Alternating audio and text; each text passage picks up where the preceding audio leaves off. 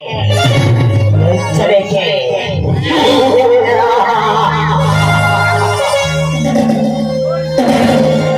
ಜೋಡಿಸಿ ಮೊದಲಾದ ಈ ನರಸಿಂಹ ಮತ್ತು ಜಯ ಸೂರ್ಯನಿಗೆ ಮೊದಲಾದವರು ಉಳಿದಿಲ್ಲ ಅಂತವರು ಬರಲಿಕ್ಕಿಲ್ಲ.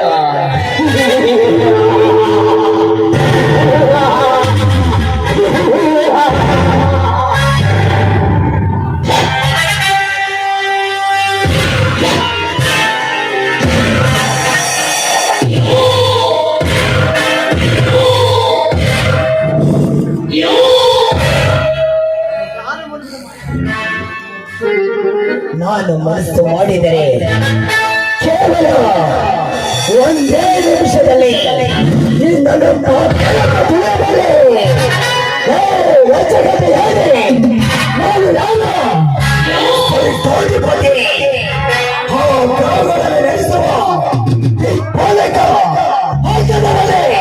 ಕೇವಲ ಒಂದು ಮನ ಬೋಸಿ ಎಣ್ಣೆ ಬಂದ್ರೆ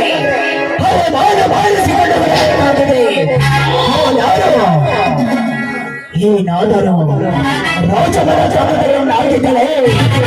ಕೇವಲ ಒಂದೊಂದಿನ ಗಾಜಿಗೆ ಗತಿ ಎಂಬುದ ಇದು ಬೇಕೆ ಎಣ್ಣಿನ ಬಟ್ಟೆ ಇವರಿಗೆ ಏಕೆ ಬೇಕಾಗಿತ್ತು ಕಾಳಜಿ ಅದು ತಿಳಿಯುತ್ತದೆ. ಈ ನರಸಿಂಹ ಯಾರ್ಯಾರು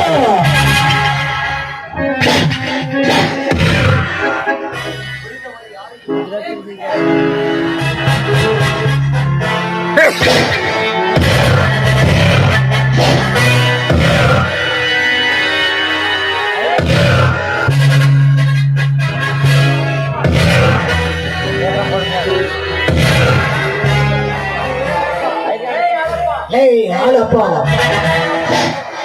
ಆ ಸಾಲದ ಪುಸ್ತಕ ತೆಗೆದುಕೊಂಡು ಬಟ್ಟಿ ಅಸಲು ಸರಿ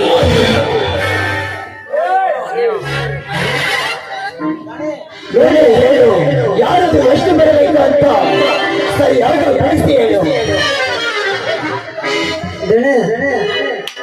ನೀವು ನಾನು ಕೊಟ್ಟ ಹಣ ನಿಮ್ಗೆ ಆ ಸಾಹುಕಾರ ಕೊಟ್ಟಿದ್ದ ಲೆಕ್ಕ ಅದು ಸ್ವಲ್ಪ ಮಿಸ್ ಆಗಿದೆ. ನೀವು ಏನಿದ್ರು ಲೆಕ್ಕ ಸುಖ ಮಾಡಿ ನಿನಗೆ ನಾನು ಕೊಡುತ್ತೇನೆ. ನಾಳೆ ಕೊಡ್ತಿರ್ತೇನೆ, ಅವಾಗ ಕೊಡ್ತೀನಿ.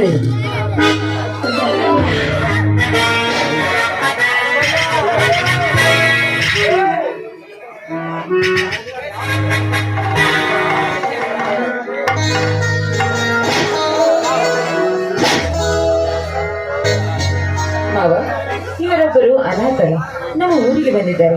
ಇವರಿಗೆ ಒಂದು ಕೆಲಸ ಬೇಕೆಂದು ಕೇಳಿದರು. ಅದಕ್ಕಾಗಿ ನಮ್ಮ ಅರಮನೆಯಲ್ಲಿ ಕಂಪ್ನಿಯಲ್ಲಾಗಲಿ ಒಂದು ಕೆಲಸ ಕೊಡಿಸೋಣ ಎಂದು ಕರೆದುಕೊಂಡು ಬಂದಿದ್ದೇನೆ.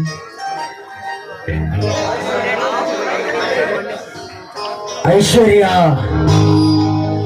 ಇವನು ಯಾರು ಅಂತ ತಿಳಿಯದೆ ಈ ನಮ್ಮ ಅರಮನೆಯಲ್ಲಿ ಕೆಲಸ ಕೊಡುವುದೇ ನಿನಗೆ ಬೇಕಾದರೆ 10,000 ಹಣ ಕಟ್ಟಿ ಕಳಿಸು. ಅದನ್ನು ಮರೆತು ಕರೆದುಕೊಂಡು ಬಂದವರಿಗೆಲ್ಲ ಕೆಲಸ ಕೊಡುವ ಎಂದು ಕೊಡುತ್ತಾ ಹೋದರೆ ಕೊನೆಗೂ ನಮ್ಮನ್ನು ಸರ್ವನಾಶ ಮಾಡಿಬಿಡುತ್ತಾರೆ. ಸ್ವಲ್ಪ ಎಚ್ಚರದಿಂದ ಇರುವುದನ್ನು ಕಳೆದುಕೋ ಒಂದು ಕಟ್ಟೆ ಎಂದೇ. ಶ್ರೀಮಂತರೇ, ನಾನು ಬಡತನದ ಮನೆಯಲ್ಲಿ ಹುಟ್ಟಿದವನು ಸರಿ, ಆದರೆ ನ್ಯಾಯ ನೀತಿಗೆ ತಲೆಬಾಗಿ ನಡೆಯುವ ಮನೆತನದಲ್ಲಿ ಹುಟ್ಟಿ ಬಂದವನು ಹರಿಶ್ಚಂದ್ರ ಪ್ರಸಾದ್. ಶ್ರೀಮಂತರೇ, ನಿಮಗೆ ನಂಬಿಕೆ ಇದ್ದರೆ ಮಾತ್ರ ಕೆಲಸ ಕೊಡಿ, ಇಲ್ಲವಾದರೆ ಬಿಡಿ. ನಾನು ಸಹ ನಂಬಿಕೆ ಇಲ್ಲದ ಮನುಷ್ಯರ ಹತ್ತಿರ ಕೆಲಸ ಮಾಡುವ ಹಾಗೆಲ್ಲ. ಶ್ರೀಮಂತರೇ, ಮೆಚ್ಚಿದೆ ಹರಿಶ್ಚಂದ್ರ ಪ್ರಸಾದ್, ಮೆಚ್ಚಿದೆ. ನಿನ್ನಂತ ನಿಷ್ಠವಂತ ಕೆಲಸಗಾರ ನನಗೆ ಬೇಕು. ಐಶ್ವರ್ಯ ಇವರು ನಿಯತ್ತಿನ ಮನುಷ್ಯ, ನಾವು ಹುಡುಗಿದರು ಸಿಗುವುದಿಲ್ಲ. ನಾಳೆ ನಮ್ಮ ಕಂಪನಿಗೆ ಕರೆದುಕೊಂಡು ಬಾ. ಹಾಲಪ್ಪ ಸಾಲದ ವಿಷಯ ನೋಡಿಕೊಳ್ಳುತ್ತಾನೆ, ನಮ್ಮ ಹರಿಶ್ಚಂದ್ರ ಪ್ರಸಾದ್ ಕಂಪನಿಯ ಕೆಲಸ ನೋಡಿಕೊಳ್ಳುತ್ತಾನೆ. ಐಶ್ವರ್ಯ ಈಗ ನಿನಗೆ ಸಮಾಧಾನವಾಯಿತೆ. ಐಶ್ವರ್ಯ, ನನಗೆ ನಿಮ್ಮ ಮೇಲೆ ನಂಬಿಕೆ ಇದೆ, ಅದಕ್ಕಾಗಿ ಇವರನ್ನು ಇಲ್ಲಿಗೆ ಕರೆದುಕೊಂಡು ಬಂದಿದ್ದೇನೆ. ಐಶ್ವರ್ಯ, ನನಗೆ ಸ್ವಲ್ಪ ಕೆಲಸವಿದೆ, ನಾನು ಹೋಗಿ ಬರುತ್ತೇನೆ. ಅಮ್ಮ, ನೀನು ಇವರನ್ನು ಕೆಲಸಕ್ಕೆ ಕಳಿಸು. ಐಶ್ವರ್ಯ,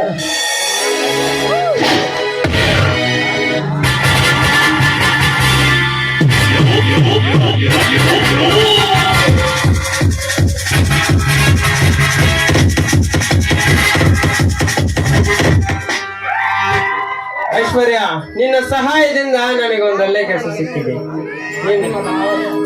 ಐಶ್ವರ್ಯ, ನಿನ್ನ ಸಹಾಯದಿಂದ ನನಗೊಂದು ಒಳ್ಳೆ ಕೆಲಸ ಸಿಕ್ಕಿದೆ. ನಿನ್ನನ್ನು ನಾನು ಎಂದಿಗೂ ಮರೆಯಲಾರೆ. ಅಂದ ಹಾಗೆ ನಿಮ್ಮ ನರಸಿಂಹ ಮಾವ ಯಾವ ರೀತಿ ಮನುಷ್ಯನೆಂದು ನನಗೆ ಸರಿಯಾಗಿ ಹೇಳುವೆ ಐಶ್ವರ್ಯ. ನೋಡಿ, ಅವರು ಸಣ್ಣ ಪುಟ್ಟ ವಿಷಯಕ್ಕೆ ತಲೆ ಕೆಡಿಸಿಕೊಳ್ಳುವುದಿಲ್ಲ. ಆದರೆ ಅವರಿಗೆ ಯಾರಾದರೂ ಎದುರು ನಿಂತರೆ ಅವರನ್ನು ಮಾತ್ರ ಸುಮ್ಮನೆ ಬಿಡುವುದಿಲ್ಲ. ಐಶ್ವರ್ಯ, ನಿಮ್ಮ ಮಾವನವರು ನನಗೆ ಸರಿಯಾದ ಉದ್ಯೋಗವನ್ನು ಕೊಟ್ಟಿದ್ದಾರೆ. ಅವರ ನಂಬಿಕೆಗೆ ನಾನು ಎಂದಿಗೂ ಮೋಸ ಮಾಡುವುದಿಲ್ಲ. ಹರಿ, ಅದರ ಬಗ್ಗೆ ನೀವ್ಯಾಕೆ ಚಿಂತೆ ಮಾಡುತ್ತೀರಾ? ಅದಕ್ಕಾಗಿ ನಾನು ಮತ್ತು ಹಾಲಪ್ಪ ನಿಮ್ಮ ಜೊತೆಯಲ್ಲೇ ಇರುತ್ತೇವೆ. ನೀವು ಆಯ್ತು ಐಶ್ವರ್ಯ. ನೆಮ್ಮದಿಯಿಂದ ಕೆಲಸವನ್ನು ಮಾಡಿಕೊಳ್ಳಿ. ಆಯ್ತು ಐಶ್ವರ್ಯ, ನಿನ್ನಿಷ್ಟದಂತೆ ನಾನು ನನ್ನ ಕೆಲಸ ಮಾಡುತ್ತೇನೆ. ಆದರೆ ಒಂದು ಮಾತು, ನಂಬಿಕೆ ಇಲ್ಲದ ಶ್ರೀಮಂತರ ಹತ್ತಿರ ಕೆಲಸ ಮಾಡುವುದಿಲ್ಲ. ನಿಮ್ಗೆ ಗೊತ್ತು ತಾನೆ? ನೋಡು ಹರಿ, ಅದರ ಬಗ್ಗೆ ನೀನು ಸ್ವಲ್ಪ ಎಚ್ಚರದಿಂದ ಇರಬೇಕು. ಆಯ್ತು ಐಶ್ವರ್ಯ.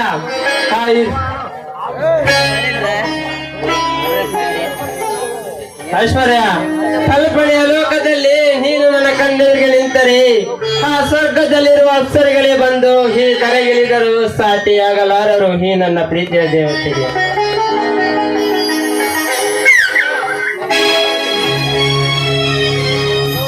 ನೂರಾರು ಜನ್ಮದ ಗೆಳತಿ, ಸಿಂಗಾರ ಸೀಮೆಯ ಹೊಣತಿ.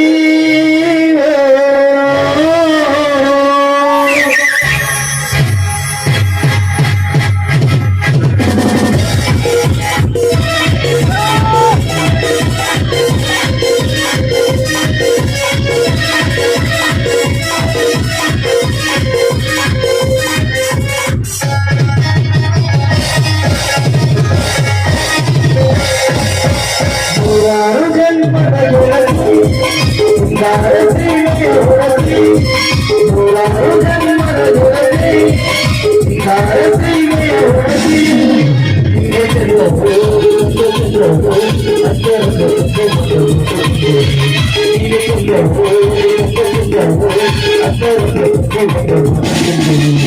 ನೂರಾರು ಜನ್ಮದ ಗೆಳತಿ, ಸಿಂಗಾರ ಸೀಮೆಯ ಹೊಣತಿ.